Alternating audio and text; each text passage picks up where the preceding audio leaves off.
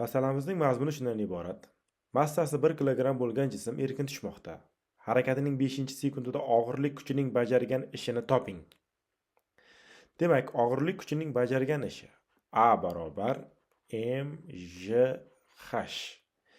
N'inchi sekundda o'tilgan balandlik hn teng j taqsim 2 qavsida 2n minus 1.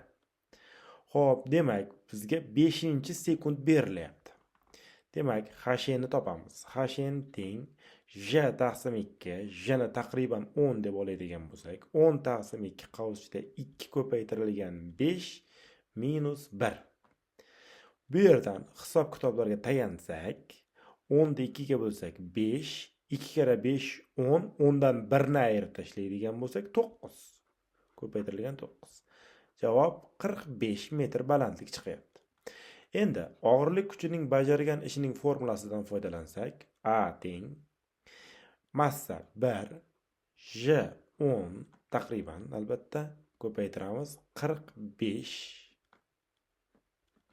Natija 450 joule. Hammaga rahmat.